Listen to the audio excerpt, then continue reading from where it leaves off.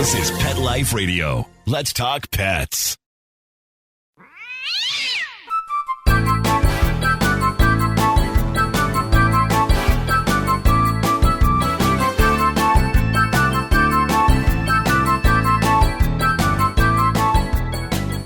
Hey there, cat lovers. Welcome to 9 Lives with Dr. Cat.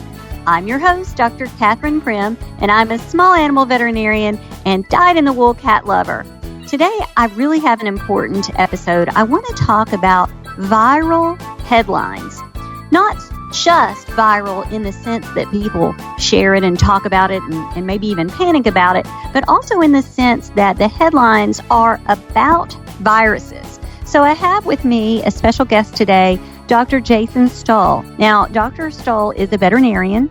He also has a PhD in infectious disease, and he does research and he teaches. So I thought he would be the perfect guest to talk with us about these viruses that everybody's kind of talking about and giving us some facts right from the horse's mouth or Dr. Stull's mouth. So we'll be right back after these messages with Dr. Stull.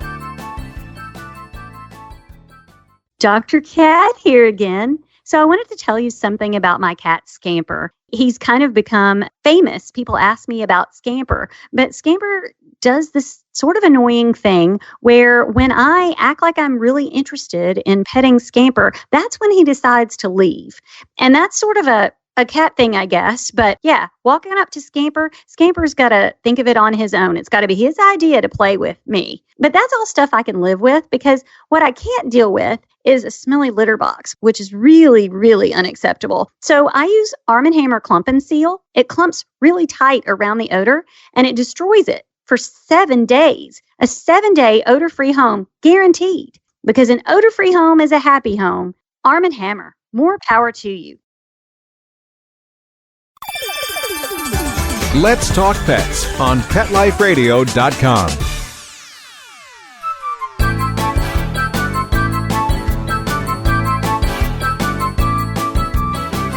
Welcome back to 9 Lives with Dr. Cat on Pet Life Radio. Hi, Dr. Stull. How are you? I'm doing great. How are you? I am excellent. So because of my presence on social media, I see a lot of headlines and scary things, and I see people's reaction to that. And that is why I reached out to you, because I'd like to make sure that my listeners know what the real threats are and know the real details about some of these viruses that are in the news now. So thank you so much for being here. My pleasure. Always an enjoyable time with you. Well, thanks. So some of these things that we have been hearing about lately, for example, the influenza virus. And I know that that is a virus that's close to your heart in some ways, but it can be a disease that is present in pets, I know. So I kind of wanted to talk with you about whether or not we should be afraid for our cats during influenza season.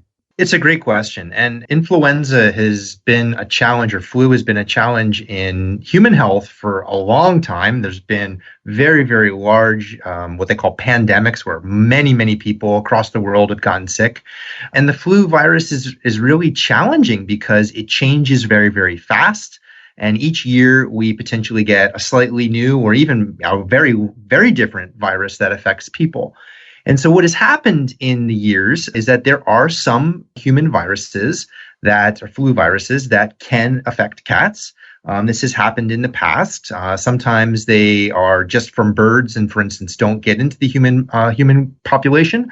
Other times there have been situations where we've actually seen, fortunately, it's not wide scale, but in some cases, cats get sick by, for instance, being with their owner. So this can happen. It doesn't seem to happen very frequently, but it is something to kind of be aware of and to be monitoring for anybody that does have a cat. So it is a little bit frightening to me personally when I read about viruses that can go between species. And I think that's just a really scary thing. Can you maybe go into why that might frighten me and what you know about the zoonotic potential of these viruses?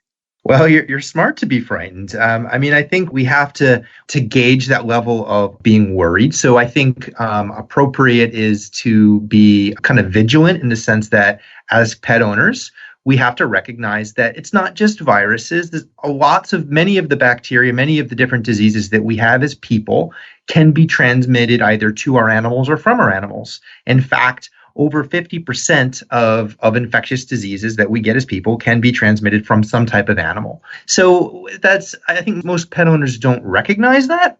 And so it's important just to be aware. Some things like flu, like influenza, are a little bit even more challenging because they have a tendency to change very, very quickly, which makes them even more difficult. And so with that comes kind of new territory. So we see, for instance, new diseases that pop up on our radar in human health. And some of these we recognize they can get transmitted or originally transmitted from animals, whether that's as people are aware of what's kind of going on right now with coronavirus, whether that's at, for instance, what they call a live animal market, where we have lots of different types of animals, various health conditions of these animals, probably various levels of hygiene, and then a lot of people that mix around. And so that's kind of a perfect vessel or opportunity where we might see diseases that typically would occur in an animal species or a different type of animal move into people. And that's the first part of it. And the second part of it is, does that disease, that virus or bacteria, have the ability, once it gets into the person, then to actually be moved from person to person?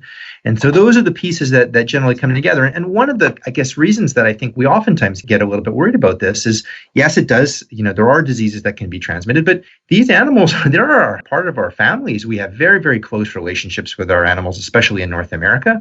And should there be a situation where we get one of these diseases that can affect our cats, our dogs, or whatever is in our household, that definitely can have a huge implication on our own health and welfare. Right. Well, I didn't mean to sound like that I was panicking about it. I just think the potential, just like what you just said, the potential for something to go from pets to people is kind of a big deal in our part of the world because we have our animals right here with us all the time. So, yeah, that is why I thought it was a big deal, and I'm glad I asked. So, what do we do if maybe we have influenza and then we feel like our cat is sick? What do we do? Well, there's a couple of things around this. And so probably, one of the most important things is, we've talked a little bit about the opportunities for diseases to move from us to our animals and from our animals to us. And I think it's wise to consider our animals as kind of other beings in our house. And so if we're in our house and, if I'm sick with what I consider to be the flu, or if I've been diagnosed with the flu, I'm going to take special precautions to try and ensure that my family members don't get sick. Sometimes it's easier said than done, but, I'm going to cover my cough when I'm coughing. I'm going to cover my sneezes. I'm going to try and keep myself as separated as possible, especially when I'm really sick, from my household members. I'm not going to go to work if that's, an opportunity, if that's, something that I'm capable of stopping. So these can be somewhat similar things that we might want to think about with our pets. So for instance, when we are sick, really trying to reduce the amount of close contact we have with our pets, it's a wise thing to do. So what we should do if we have concerns, if, for instance, we're sick and all of a sudden at the same time or slightly at roughly the same period of time, we notice our animal is ill and we wish to bring our animals ill enough that we want to talk to our veterinarian, it's always a good idea to give the veterinarian a call first. What happens sometimes, and especially something with flu that's very, very infectious, highly, highly infectious, is we don't want to show up at the veterinarian's doorstep with our sick cat and have something that potentially can get transmitted to other cats that are there, maybe even to other people. And so giving them a heads up, hey, this is what's kind of going on in my household. I know it sounds a little bit unusual, but I'd like to bring my cat in. And what do we need to do to make sure that we can do this in a safe way? And so with just a little bit of foresight, a little bit of planning, we can really prevent something that could happen if we're not careful. And so some simple steps, making sure the animal is maybe evaluated before it comes into the clinic, bringing it straight into a room, or even if the veterinary clinic has one, bringing it straight into an isolation room. So maybe, a little bit of preparation, ounce of prevention, always the way to go. So communication, really. I mean, letting your veterinarian know that you have these concerns. I do a lot of examinations in cars in my parking lot for a variety of reasons, but I can't do that if I don't know that there's an issue. I can't agree more. And really, this goes much beyond, kind of our conversation today about viruses. Really, anytime you're concerned, you're bringing your animal into the vet, your animal's sick, always a good idea to call first, because the last thing that any of us want is to accidentally transmit that disease to other animals. Absolutely. So how widespread do you feel like these viruses in our pets? How widespread do you think they are? How scared should we as cat owners be? I don't think we should be scared. I think we need to be aware. That's the most important thing. And so there are some simple things we can do, as we just kind of discussed, in terms of, some simple precautions to take if we're sick, some simple precautions to take if our cat's sick. So if your cat's sick, that's not the time, if you do have an outdoor cat, to be letting it go outside. Ideally, we're trying to take some simple steps to try and reduce these things. I think, our understanding of diseases that are transmitted between animals and people are constantly evolving. Some of this is due to the fact that we're looking and we have new tools in science that we never had before, but it's also about the fact that our world is changing. We can move from one part of the world to another in, less than 24 hours. And with that, potentially we can bring animals. And so with those animals come with their own diseases from those countries. We can also bring diseases on ourselves, on our clothing, inside of our bodies. And so I think it's just a natural respect that we need to develop, and an awareness around some of these things. And when science is speaking, trying to be aware of what those are, and to be, somewhat careful with what information you're accepting, and be, taking that information to heart and making preventative changes in what we do. I would say don't panic, but plan. So, make planning your best friend and make communication your best friend. So I really think that is excellent advice. So you're not off the hook yet, though, because I want to take a quick break. But when we come back, I want to talk about this extremely viral headline about coronavirus. You mentioned it just a little bit, but I want to pick your brain a little bit more about coronavirus, which is kind of a new thing in the headlines. So we'll be right back after these messages.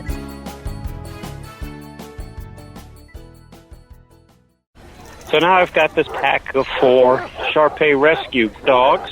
Jimmy, Coco, another Shar-Pei, one pug who is Joe.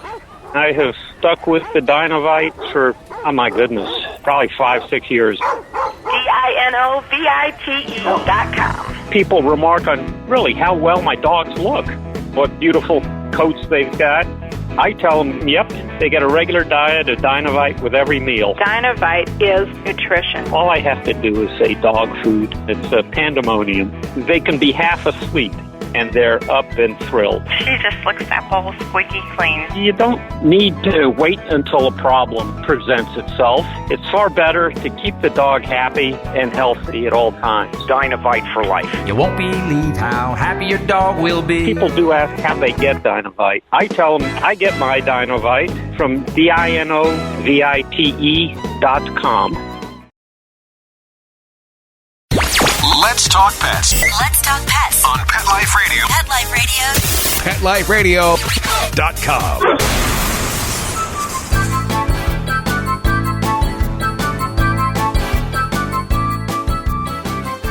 Welcome back to 9 Lives with Dr. Cat on Pet Life Radio. Dr. Jason Stull and myself have been discussing some viral tips. Not the kind of viral about like you think in social media, but actually some tips about how to handle viruses when you think that you are infected, or maybe you think your pet is infected. And you mentioned, Dr. Stull, that when you're feeling bad, it might not be the best idea to snuggle your cat or spend a lot of time with your dog. And our pets kind of know when we're not feeling good. So that may be a little bit harder, don't you think? I couldn't agree more. I mean, it's easy for me to sit here and talk about these things, but, when we go back and we're at home, especially when we're not feeling well, we're in our beds and we're wishing for nothing more than our animal to snuggle up with us. So I do think it is a challenge. But I think that similarly, if you have children in the house, I mean, there are things that you would try and do. So we might want our kids to snuggle with us, but we're going to have a conversation with them. We may not be able to communicate the same way to our pets, but trust me, I'm sure your animal will understand eventually. And this is not a long-term change that we're going to be trying to implement, but trying to be aware of those things and trying to do our best to recognize the importance and the role that we each play in infectious diseases. So you would still recommend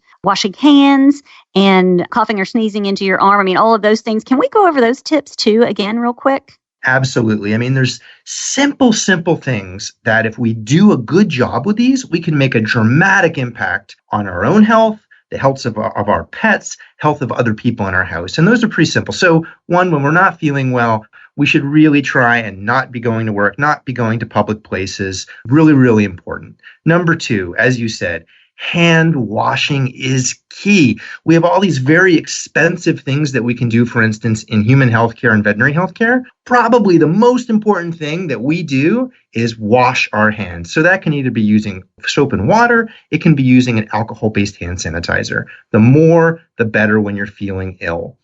Simple things, as you mentioned, sneezing, coughing into your arm, not making sure that we can kind of control those viruses that are coming out of our body, those bacteria that are coming out of our body, and just simple concepts like that can go a long, long way. So when I first heard the headline about this coronavirus, I was like, what? Because as veterinarians, we hear about coronaviruses all the time, and it's nothing like this. This is completely new. So I want to talk about coronaviruses a little bit. Tell us what we need to know. Well, in simple terms, there are coronaviruses, and there are many of them. This is a big family of viruses. And so we have to be a little bit careful when we just kind of use the general term coronaviruses. We see them. There are some viruses like this that happen in people. There's some of them that happen in dogs. There's some of them that happen, for instance, in cats, like feline infectious peritonitis, FIP, is from a coronavirus. But what is perhaps most important, that there are all these different families or pieces of different types of coronaviruses. And the one that we're kind of most worried about right now, which is going on in people, is a very different coronavirus than what we generally see in, for instance, cats with FIP or in dogs with different types of gastrointestinal or those types of problems in dogs. Yeah, when I first heard them say coronavirus, I'm like, oh no, it's a stomach bug. Pandemic stomach bug sounds even worse. But yes, so the one that they are talking about now is very different because it is a respiratory pathogen. Is that correct? That's exactly right. And if people remember things like SARS. So SARS was a coronavirus that had a very similar type of history to what we're talking about with this novel coronavirus. And if people remember anything about MERS, or Middle East Respiratory Syndrome, which is from camels. So if you own a camel, something to definitely be worried about. So these are not new. We've in the sense that we've had these types of novel coronaviruses in the past that are similar to the one that we're dealing with right now. So I think right now they're saying, you mentioned a little bit about the market and how it was sort of like the perfect storm for this to begin. And then, of course, the fact that we can travel, worldwide in such a short time. But do we know anything about where this virus came from? So it's always really difficult, especially when we're trying to kind of trace back and figure out where the disease might have come from. So the first thing that people became aware of was at the end of 2019 was there's a group of individuals, people diagnosed with pneumonia in a part of China. And one of the common themes was that people had spent time at this particular, what they call a live animal market or wet market. And so a lot of work has gone into trying to better understand what animals were at that market, a lot of testing of different animal species, even some pretty impressive looking at the actual virus itself to better understand how it's similar to viruses like SARS or MERS. And so what we maybe can learn from other viruses that we've dealt with and what we can apply to this novel coronavirus. So we as a community and industry, veterinary industry, we have vaccines that have a coronavirus component. So do we need to be vaccinating everybody, all of our cats? And do we need a vaccine to address this new coronavirus threat? Well, so I guess two things. The first is that the vaccines that we have for our pets are not effective or at least not believed to be effective for addressing this coronavirus for the reasons that we kind of started with. So all these different types of coronaviruses that are out there. The second question is, even if we did have a vaccine, at this point, the good news is that it doesn't seem to be infecting our domestic pets. So that's a great piece of news. It's something that the global scientific community is kind of watching very, very carefully for, again, lots of the reasons that we chatted about early on. But at this point, there's no evidence that suggests that our pets can be infected with this virus and that they serve as a source of infection for us. So that's great. Let's hope it stays that way because, like you said, they come into our homes, they stay in our homes. So we do not want that threat. So what if, I guess there's got to be a first for everything. What if one of my listeners out there thinks that their cat could have been exposed or could be ill from this virus? That's right. So for people that have been kind of following what's going on, we've got over 70,000 people worldwide that have been infected or at least diagnosed with this virus. Majority of those are in China. There have been a handful of people that have come back to the United States either because they were traveling in China and have come back infected. And so there's huge efforts that are being taken to try and contain the virus within the United States, within each country that's dealing with it. And ideally, if we're successful, we'll be able to ensure that the virus doesn't continue to spread. But it is possible that you may be an individual that is living in a household where there could be somebody that is diagnosed or likely to be infected with this novel coronavirus. And should you have an animal that becomes ill and you fill these criteria, so for instance, you're someone in your house either is likely has the coronavirus, and you want to obviously talk to your veterinarian. And just like we talked about before, the first thing you should be doing is picking up the phone. You do not want to bring your sick pet to the veterinarian, especially with something like this. A conversation is going to be really, really important so that your veterinarian has an opportunity to get prepared, because this is not something that many of us have been thinking too much about or ready to address. So what type of precautions they need to take. They'll have some conversations with you about the illness in your pet. Is this something that really needs to be seen? As you mentioned, are there ways that we can make this as safe as possible? So the drive-by, so the veterinary or veterinary staff coming out to your car, other ways to ensure that if this is an event where we potentially have this virus move into our cats or other animals, that we try to do everything we can to ensure that it doesn't spread further. So the good news is that there have not been any documented cases in companion pets of the new coronavirus. Now, what about back to influenza for a second? Have there been documented cases of influenza in cats? Yes, there have. There have been situations where we've seen large groups of cats potentially get infected. Some of these have been, for instance, in shelter situations. Some of them have been where a person in the household has been infected with a certain type of flu that has been spread to cats. Some of them, in some cases, we're talking about big cats. So, for instance, lions and tigers. There were situations where some animals, some cats that ate infected birds were infected with the virus. These overall, though, are not very common. And again, it really depends a lot on which type of flu is in the human population at that time. So what about, there's not a influenza vaccine for cats that's labeled for cats, but what is your opinion on influenza vaccines for humans? I mean, do you even go there? I'm happy to go there. So I used to work in public health for many years. So I'm not a human health practitioner, but the vaccine is, so public health each year makes huge efforts of trying to remind the public of what they need to do to try and prevent the flu. And why do we do it? So yes, most people that get the flu, it's not really a fun time. You're going to be sneezing.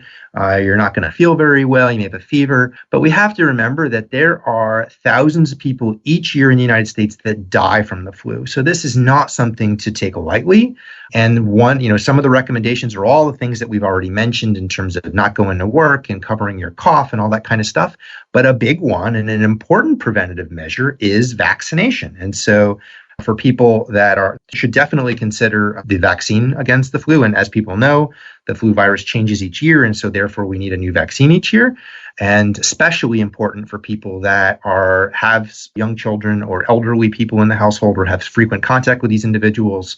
Extremely, extremely important in making sure that we take these preventative measures. Very good. I have had the flu only once. I really hope I never, ever have it again. And so I don't miss my vaccination at all, just in case. Well, I really appreciate your time. I wanted to make sure we address these kind of panic headlines and educate people, arm them with what they can do and how they need to communicate with their veterinarian. I would encourage everyone out there that has a sick cat to just pick up the phone or text or email or whatever you like to do for communication, because communication is kind of like knowledge. It gives you power. So thank you so much for your time today. I really appreciate you taking time out of your busy day to help educate my listeners about what they need to maybe be afraid of or less afraid of, and what they can do to help head off these fears. So thank you so much, Dr. Stull.